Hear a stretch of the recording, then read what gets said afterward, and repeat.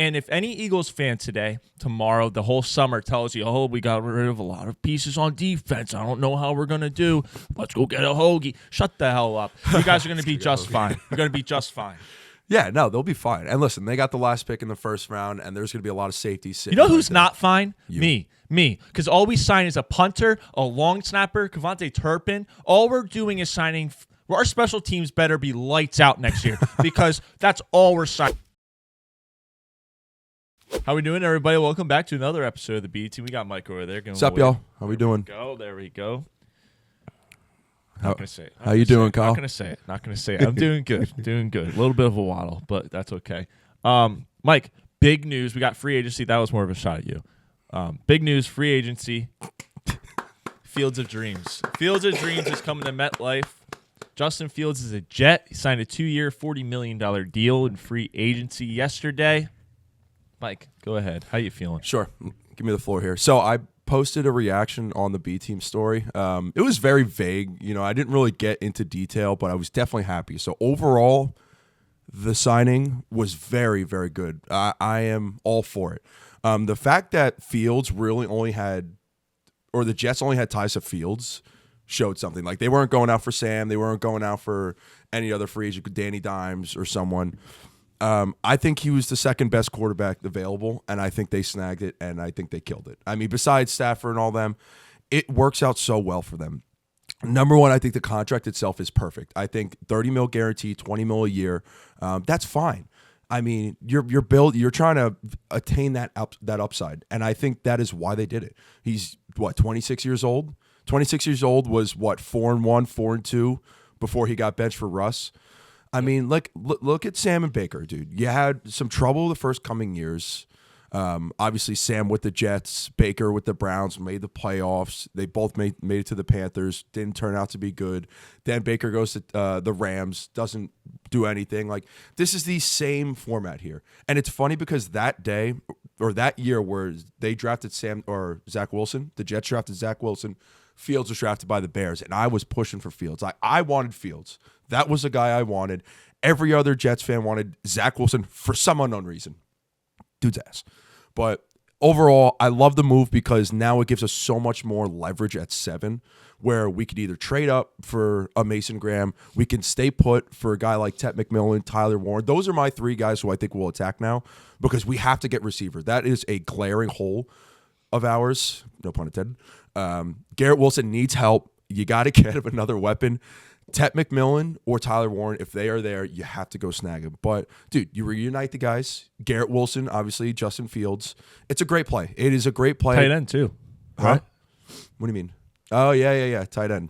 Yeah. Not anymore, but we got to get a wide receiver. Wait, is he gone? Who? Tyler Conklin? No. I might be talking about the wrong position. I'll find it. You keep going. So, no, I mean, listen, number one, I don't know what the freak the Steelers are doing. Jeremy Rucker. Clue. Yeah, he's still there, but he's not really panning out to be the guy. Yeah, but Justin Fields got the best of him out of Ohio State. That is true. Things to think about. But yeah, I mean, he's more of a blocking tight end. He can go vertical, but he just never got his opportunity. Boys. And I'm still waiting on it. You know, like, where Jets fans are still waiting because, again, he was a homegrown Jet as well. Was a Jet fan growing up.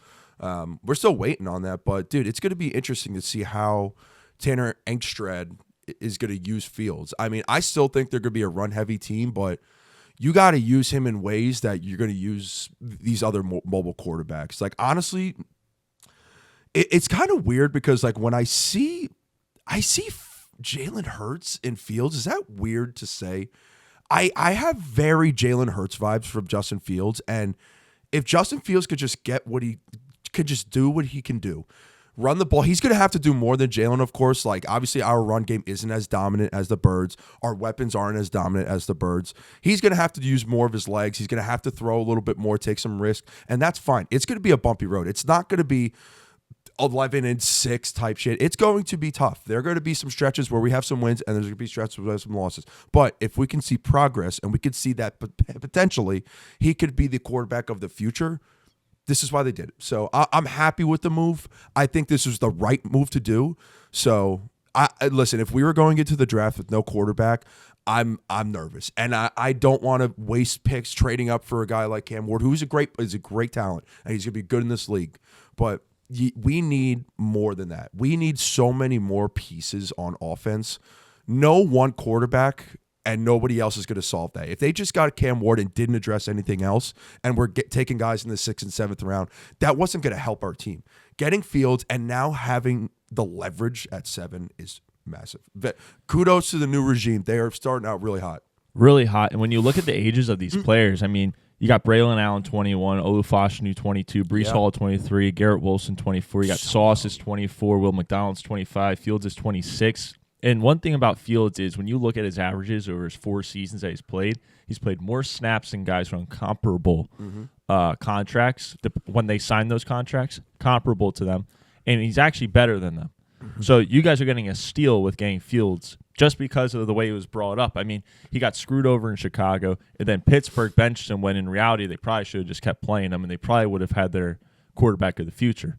That's neither here nor there. I don't want to make a thing about the Steelers, but dude, how do you let him go? I mean, listen, they still don't have a quarterback. Exactly. The Jets probably offered him way more than what the Steelers were going to offer him. That is my only thing, because the Steelers did not want to budge in their price.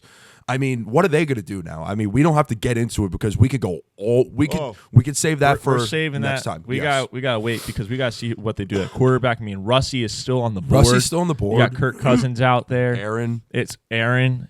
Supposedly, Aaron Rodgers is holding out for the Vikings, which is hilarious. Yeah. Fulfill the prophecy, brother. Fulfill the prophecy. Yeah, I know. But I want to stay inside the division for a second here. Sure. What are your thoughts on the moves that the Patriots made? Because they were very active. I mean, on Friday night, Mike Vrabel was at the casino drinking beers, slinging money.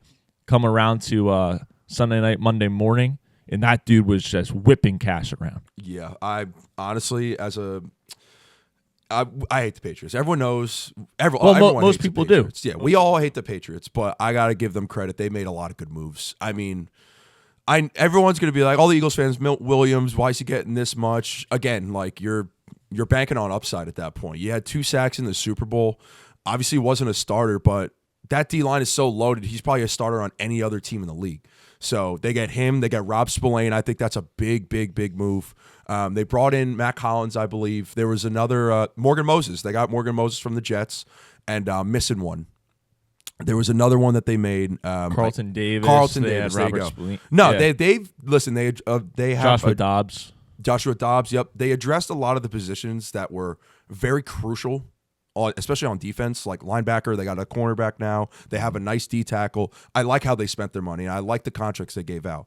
Their team's filling out really nice. The one thing for me with them, their O-line still needs a little bit of work, and I think their receivers, there are so many of them, but like there's not like a solidified wide receiver one. What is Jalen Polk going to turn into? Are you going to bank on Demario Davis being your one but playing in the slot? I don't know.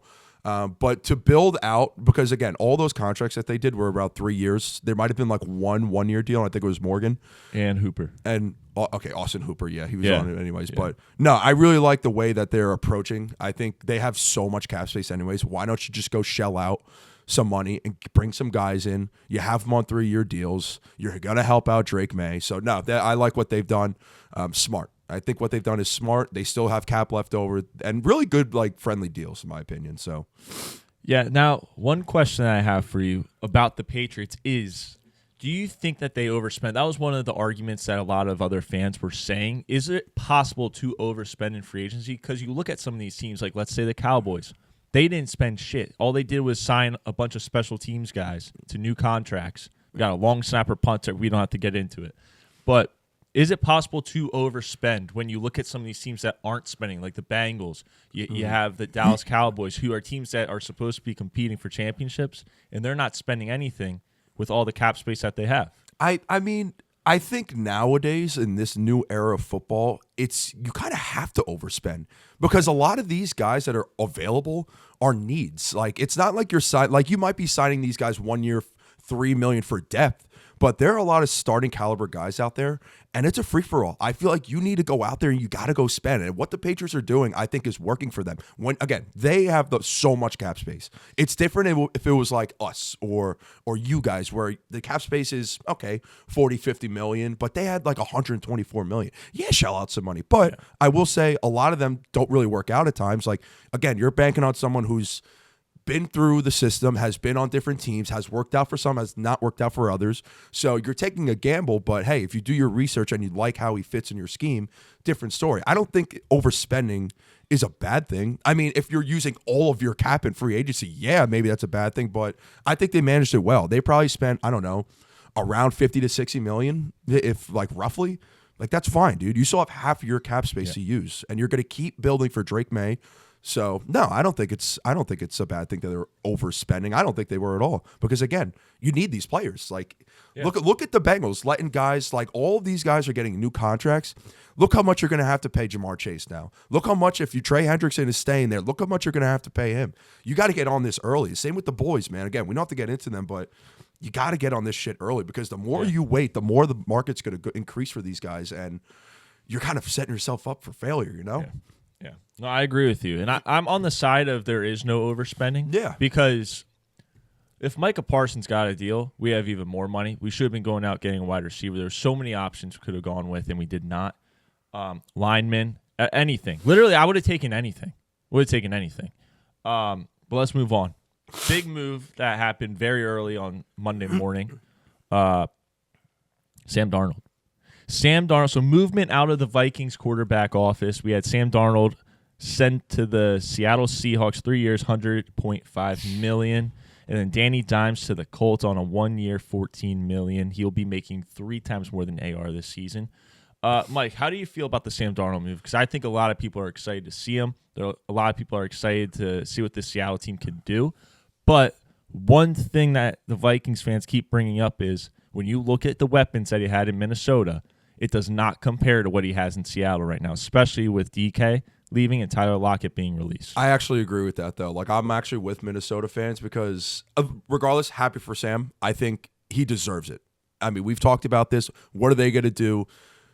I was more on I think it's time to let him go. Earlier on, we switched, but it was time. I mean, again, 1 year, someone's going to give him a bag. And we were right. When Lucas was on, we said, what, high 30s or low 30s, high 20s. So what do you get, 35 mil? Somewhere at that. Yeah.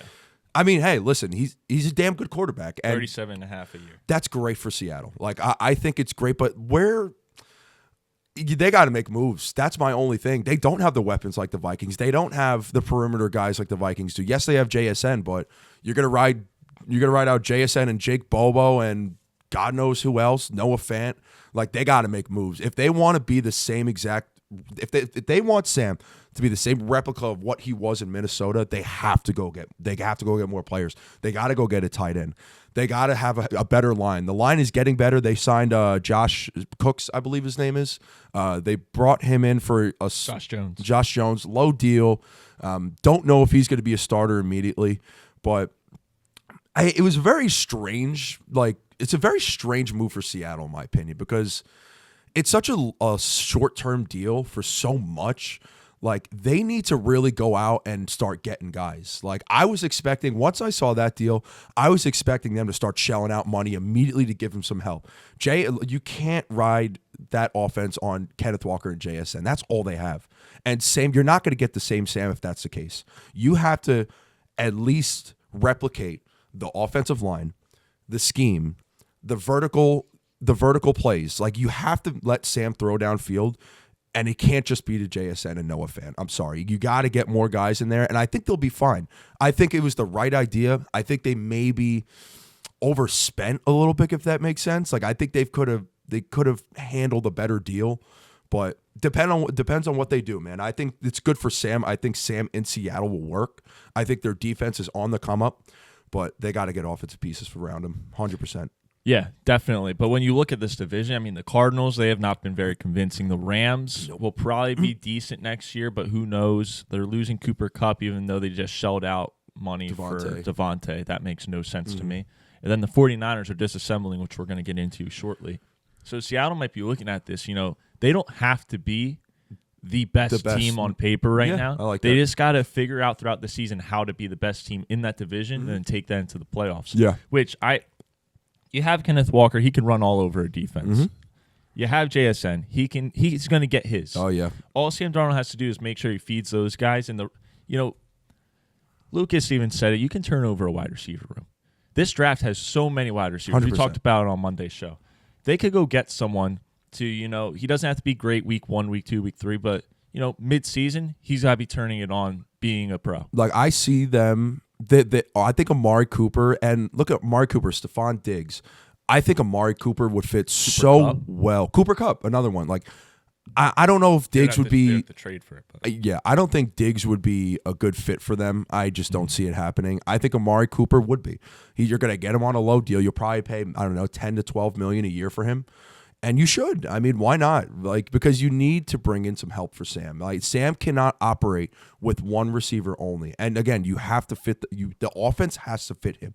You have to build your offense around Sam Darnold. You can't have Sam Darnold learn a completely new system where it does not look like Minnesota's. Yes. And again, you had JJ, Jordan Addison, Josh Naylor, I believe, or Jalen Naylor, TJ Hawkinson. Like, Jalen Naylor as a wide receiver 3 was very, like, that dude was getting some action from Sam. Like, is Jake Bobo going to step up, maybe be in that wide receiver 3 role? I don't really know, but they just have to go. They got to go get people for him. That's it. That's very simple for them because, again, the NFC West is interesting now because you got the Niners now maybe just cutting a couple guys. They're losing some guys on defense. They're getting a little bit older. The Rams, they're kind of in this same purgatory, They switched Cooper Kupp for Devontae Adams. Listen, he could still play. There's nothing about his game that I hate at all. Like, he's got some left in the tank.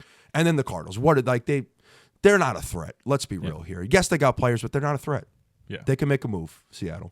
No, I agree. And well, before we get into Danny Dimes, I just got to talk to you about this. Giants fans, I think, are starting to lose their minds. Oh yeah. So yeah, they obviously aren't doing much. Their GM is getting thrown under the bus. No one wants to play for him.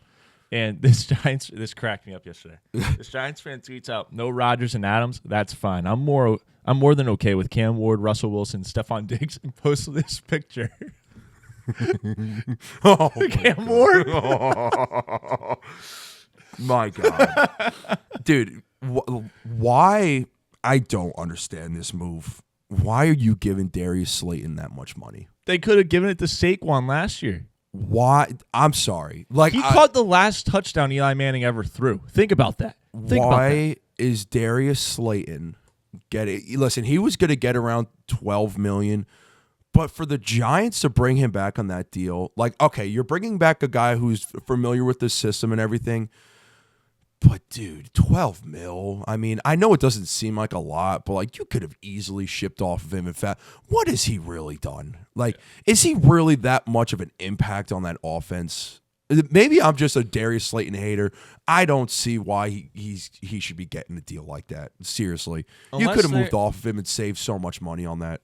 Unless they're nervous or they would know, that they're going to have to trade up to the number 1 pick to get Cam Ward to make sure that they have their quarterback of the future, and they know that they're going to have to give up other stuff and won't be able to get a wide receiver in this draft. That's the only reason I could imagine why they would do this, because he's a decent number 2. He doesn't have to be the number 1. Neighbors is the number 1 all day, every day. It wouldn't matter who they drafted. Neighbors would be the number 1 option. And Neighbors proved last year he can get 15 catches a game with ease. Yeah. But I don't know. Like, as a number 2, he's not worth that much. No. He's not worth that much. No, Danny Dimes should be making more than him. Danny Dimes should be making more than him. I was worried that Danny Dimes was going to end up in New York again. I didn't want that for him. Thank God he's in Indianapolis. So let's get into that. Yeah. I like this a lot. With, like, people are going to shit talk the hell out of him right now. 1 year, whatever. What do you got? 14 mil, you said? Dude, I don't know that people are, Mike, because I think there's more people on your side than there is on the AR is the future side. I think a lot of people, the biggest question I've seen on Twitter and Instagram is how many games are we going to see Daniel Jones play next season for AR? I think that that number should be set at probably 9.5. He might start half the season. I think he's going to. I think so too. He's good enough. He was a good quarterback in New York. He's gotten to the playoffs. That's something that AR hasn't even come close to touching without the help of Joe Flacco. This is another like emotional attachment for Colts fans. I feel like all Colts fans are going to see this move and they're going to be like, why? I feel like they are so. It's like Falcons fans of Kyle Pitts. I think this is the same route we're going with Anthony Richardson and the Colts fans, where they have so much, dude, there's so much untapped potential. Like, his ceiling is so high. But, like, dude, like, the last 3 years, we have not seen it. We've seen flashes. But, like, have they been consistent flashes week in and week out? No, dude. So bringing somebody in to at least compete with AR was something that we talked about and we called that they had to do. Didn't think it would be Danny Dimes. We kind of talked about it. We kind of threw his name out there, but I think Sam Darnold was the front runner. Sam wasn't signed yet. Yes. So we had Sam in Seattle. We had him on the Colts. We had him in the Giants, Steelers. Sam was the number one option everywhere. Mm-hmm. I mean, unless you talk to the Jets front office, and then it's Justin Fields, obviously. But once Sam went to Seattle, I think it was pretty obvious that Jones was going to end up in Indianapolis. I don't hate it, though. I really don't. Like, let them compete. And listen, if say you do start Danny Dimes for the first 3 weeks and you go 2-1, or you go 2-1, you're like, okay, like, I like where we're going here. We're going to keep him in. And then he goes, I don't know, 1-3. Then you have the decision to make where, okay, is it time for AR to come in? And look, listen, it's not a bad problem to have. I think it's a good problem to have because they can learn from each other. Danny Dimes is more of a vet. AR is still so young. You can look at Danny Dimes and he can at least teach him a couple of things. Danny Dimes is not going to be selfish. Yes, he's going to want a starting gig and he's going to go chase a bag, but it's going to help them in the long run because you can see what you actually have in Anthony Richardson. Because say he gets the start and goes 1-4. Dude, I think the writing is on the wall. I just don't think it's going to work. And listen, it might work somewhere else, but at this time, at this moment, it's not going to work out for the Colts. Yeah. So I like what they did. I think it's smart what they did, and they're going to battle it out, and it's going to be one of the headlines of the offseason that's going to be really intriguing. This might sound crazy. Is this the best team that Daniel Jones has ever had? I mean, besides last year, the Vikings. But he didn't play. No, he was never going to play. Yeah, he exactly. was third on the list. So yeah, no. But is this the best team? Because you're looking at this team. They got Jonathan Taylor. You got Michael Pittman Jr. You got Alec Pierce, Josh Downs. Like, they have a lot for them to take a Tyler Warren. That would be. It's only going to get stronger. It is. And Daniel Jones, he's still young. Mm-hmm. He's still young. He's got a number of years in the tank. He's a good quarterback, like we keep saying. Anthony Richardson's in trouble if he can't get it together this season. If he sits out another game for being tired, he's screwed. Yeah. He's screwed. If he gets hurt this year, you better just put your money on them moving off of him. Yeah. Listen, they took a swing. They went with a different quarterback type than they usually do, where they have a Daniel Jones type, where they're in the pocket, they're passing, they could run here and there. Like, I don't know, man. Their O-line should be fine. Again, they're losing some pieces, but they did make some moves on defense. They did sign cornerback. What's his name? I got it right here. I should know this, man. Cameron Bynum. Yes. They got him and Travarius Ward. Yeah, and Travarius Ward. Yep. Like, those are so Bynum's from Minnesota. That's a safety right there. That's who I want. Sorry. I read the safety first. That's a damn good player. And the fact that they brought him in, that's what they needed to address, and they did in free agency. So that was really solid for Ballard to make that move. No, listen, I think they're going to be fine, but you got to compete with Houston. And I think what they're doing is they might not think they could win the division, but I know they can. So, dude, Houston went crazy. If we want to talk about that real quick, they were sending O linemen out the door like it was their fucking job. Wide receivers coming in. You know, they got Braxton Berrios, Christian Kirk, Justin Watson. They got a number of edge rushers and Derek Barnett, Darrell Taylor. It's crazy what they did. C.J. Gardner-Johnson, that was the funniest one. Yeah. They brought him there? Yep. He's with them too? Wow. Yep. Was that a trade? Yes. Okay, it was a trade. So that was a trade with the Birds, and some Birds players were tweeting out saying Howie season after that one, which does not look good for C.J. Gardner-Johnson. But I think Eagles fans need to realize real quick, C.J. Gardner-Johnson has been on your team 2 times. He produced 2 Super Bowls. Yeah. And after the Super Bowl that you won, both times, you shipped that motherfucker out. Mm-hmm. Why wouldn't you just keep the guy? Clearly, he's doing something right for you. He's winning Super Bowls. Yeah. Crazy. Listen, Howie's doing Howie, bro. And Howie's going to use his smart, intelligent mind to the best of his ability because he was going to demand a bag. And he's going to go somewhere. He's going to play 2 years, and then he's going to be a free agent. And guess who's going to bring him back? The Birds. He's always going to be that guy where, hey, you want to come back to Philly? You want to come back to Philly on this type of deal? Anything Howie does right now, you just got to think long-term. Howie's a long-term guy. He's always been that. And you got a Super Bowl. Like, listen, it sucks losing him and Darius Slay, but you got a Super Bowl. You got 2 young guys who can now come in and fill that either Cooper DeJean's safety role. 2? No, Mike, Quinyon hold Mitch. up. Wait, hold on a minute. Up. No, hold up. Go ahead. Hold up. Because Eagles fans are all over Twitter crying about how they're getting rid of the whole defense, and the defense is getting shredded apart. Eagles fans want you to have this sympathy for them. Oh, no. No, shut the fuck up. Ooh. Y'all are a bunch of wussbags. Oy. Eagles fans, you lose Josh Sweat to the Cardinals, Milton Williams to the Pats, Isaiah Rodgers to the Vikings, Slay gets cut, he's going to be a Steeler, Bradbury gets cut, CJ is traded to the Texans like we just said. But what Eagles fans don't want you to see, what they don't want you to see and look at, is that there's still a top 5 defense in the league. You have Jalen Carter, Nolan Smith, Jordan Davis, Zach Bond, Quinyon Mitchell, Cooper DeJean, Reed Blankenship, which none of you respect. I don't think any of you respect Blankenship. He's way better. He should be a Cowboy because you guys don't love him. And defensive coordinator Vic Fangio. They don't want you to see that side of it. No. They don't want you to even look at that. They don't want you to sniff it. That defense is fantastic. And if any Eagles fan today, tomorrow, the whole summer tells you, oh, we got rid of a lot of pieces on defense. I don't know how we're going to do. Let's go get a hoagie. Shut the hell up. You guys are going to be just fine. You're going to be just fine. Yeah, no, they'll be fine. And listen, they got the last pick in the first round, and there's going to be a lot of safeties sitting. You know who's not fine? You. Me. Because all we sign is a punter, a long snapper, Kevontae Turpin. All we're doing is signing. Our special teams better be lights out next year because that's all we're signing. We aren't signing anything else. Javonte Williams, right? Yeah. 1 year, $3 million. Yeah, but like He's gonna be RB2. who gives a shit? He has a good like. Are we surprised? His bro? upside is big, but his downside is also massive because he had a terrible knee injury. What was it, 2 years ago? And he's a bulldozer. I think he can come in. He's obviously going to be the RB2 after the draft, especially after the draft. But he has potential to possibly take RB1 reps. He'd be a low Snaps. end RB1. Yeah, like yeah. That, And that's his height ceiling. But I have no problem with that. And For that me RB2, too. like Yeah. I'm not expecting him to be the RB1, so I'm cool with that. That signing I think is good. It's better than every other, backup running back signing we've made. Like bringing Zeke back was a fucking mistake. Of course it was. Who was the other guy we brought from the Vikings? He played one game.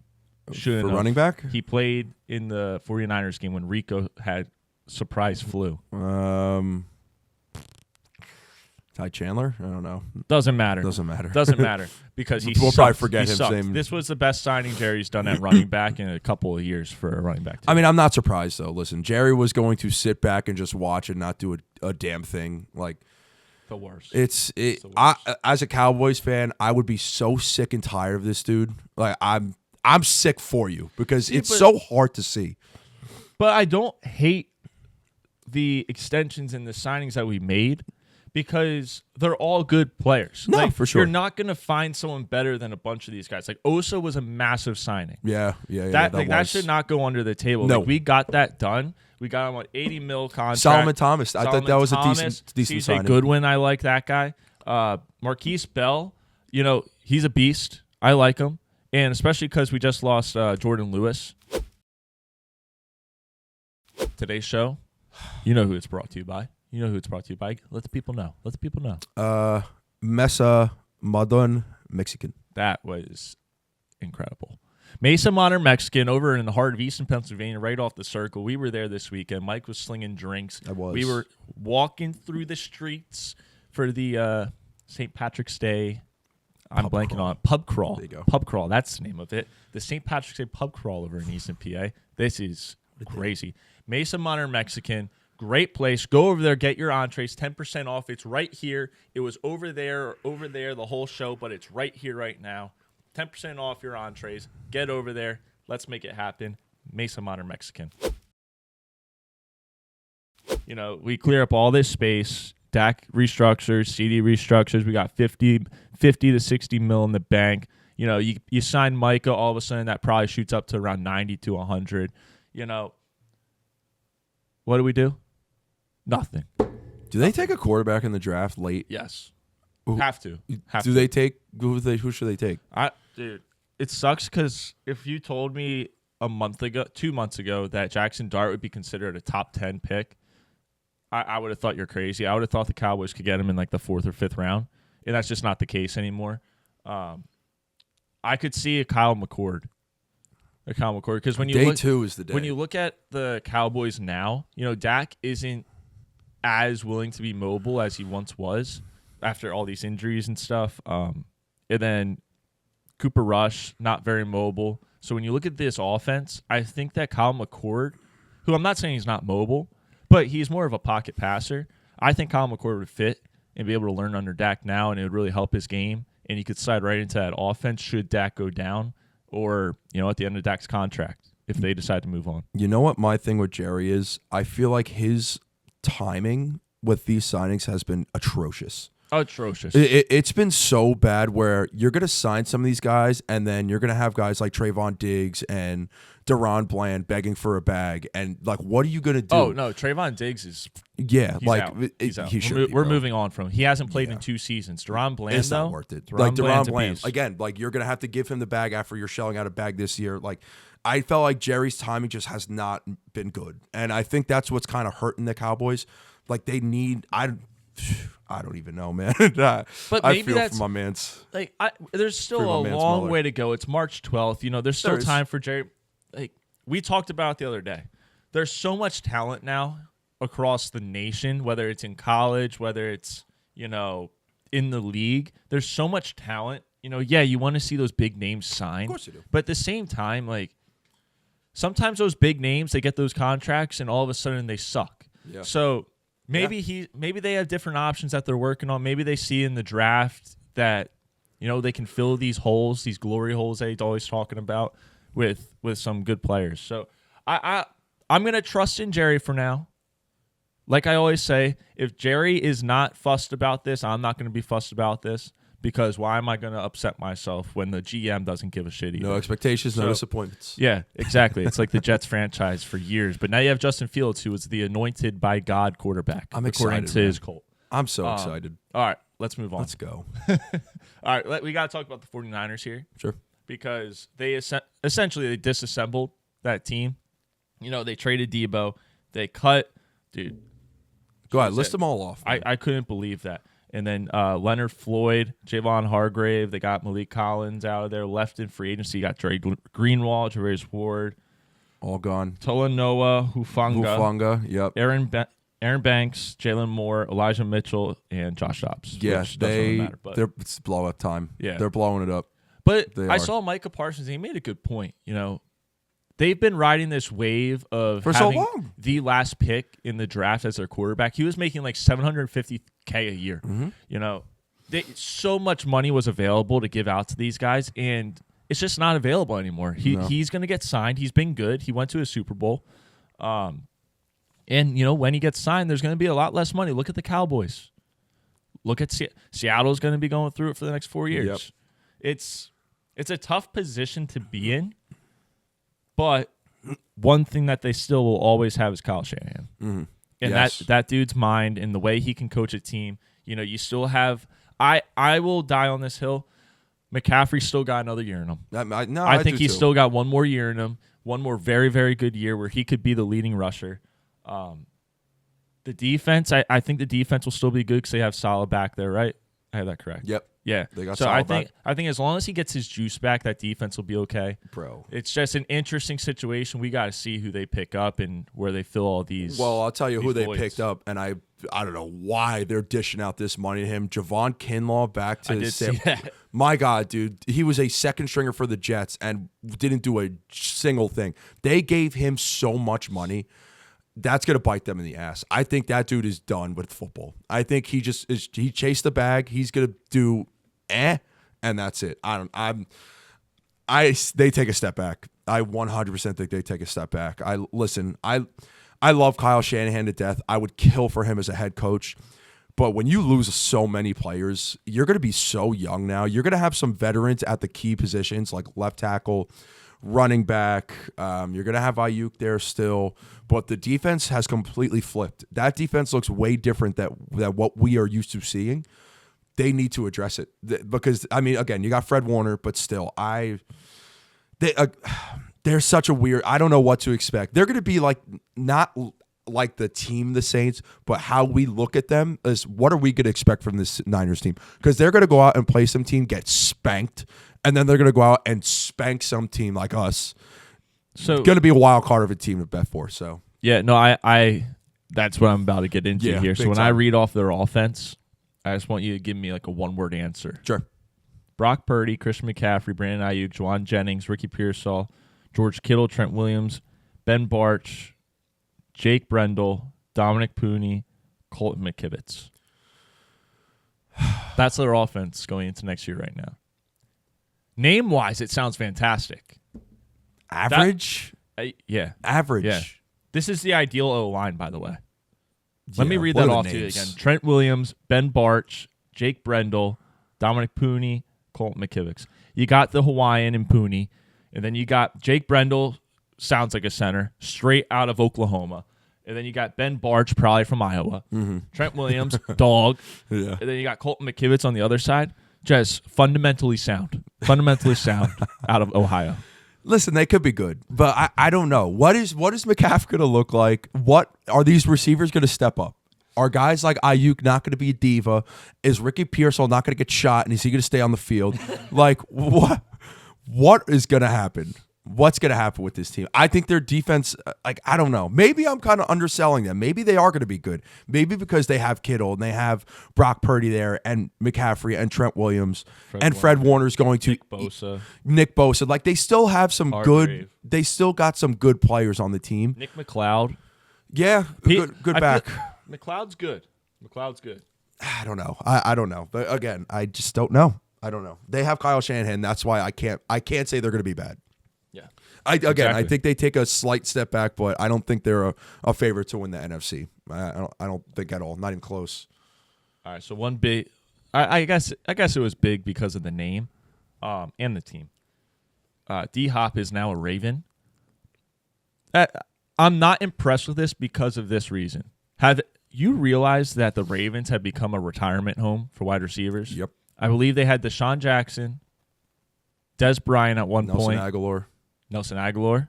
He actually played better there than he did in Philly when he was younger. D-Hop. Kind of crazy. D-Hop and Odell. Odell is another one. So I'm not very impressed with this.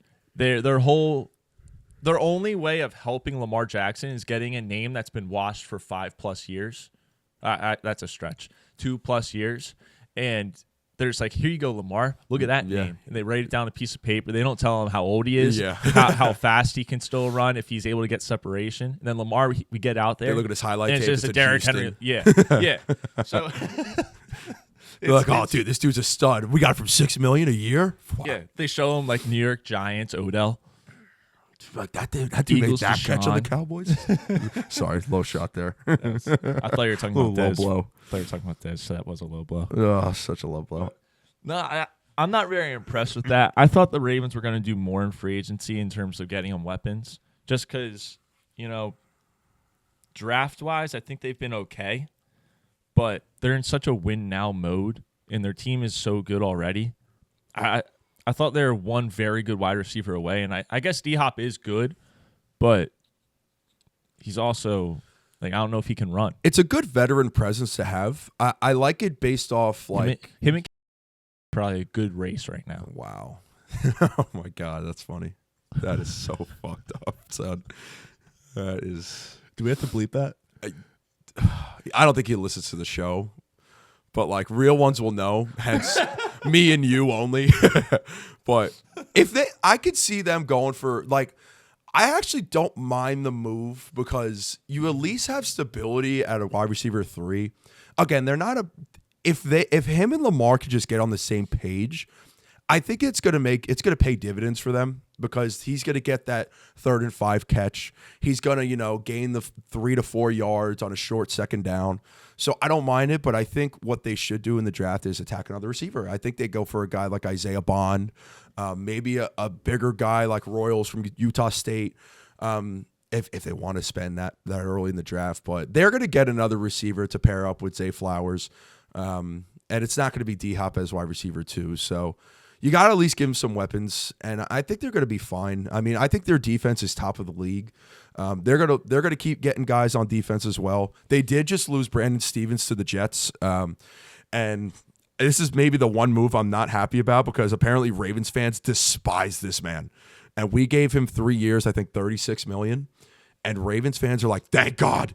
Oh my God, it's about time. I'm like, no, but dude, shit. those are always the ones that pan out. Yeah, they're always the ones that pan out. Like when the fan base hates that person, they always go there and just absolutely ball out. That's like Marcus Williams for was it the Saints when they lost to the Vikings on the last play, Case Keenum. Like no one will ever like that guy again, but he's still actually a damn good player, except for one play. He's like the Bill Buckner of safeties. He had one bad play. One bad play. That's it.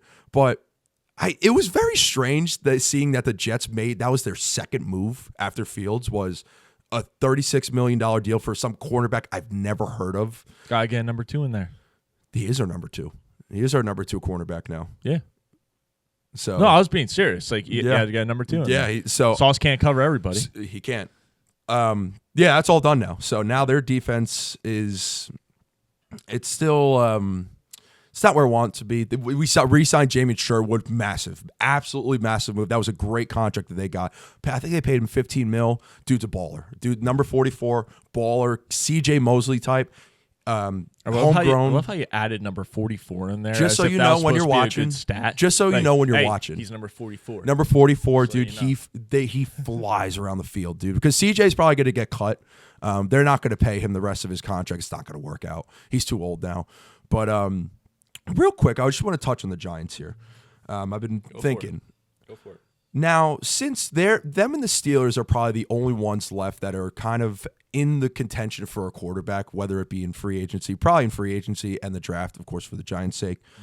Where do the Giants go from here? Because now all the guys are kind of off the board, and now you're kind of stuck with guys like Rodgers and Kirk Cousins and Russell Wilson. Like, what is it? Because we've talked about this, sign Rodgers, bring in a guy in day 3. I feel like now, since you're at 3 and all of these guys have other quarterbacks, why don't you just stay put and just pick someone at 3? Or you just get Cam Ward to call it a day. Like, Here's my thinking, because I tried saying this on the show last time.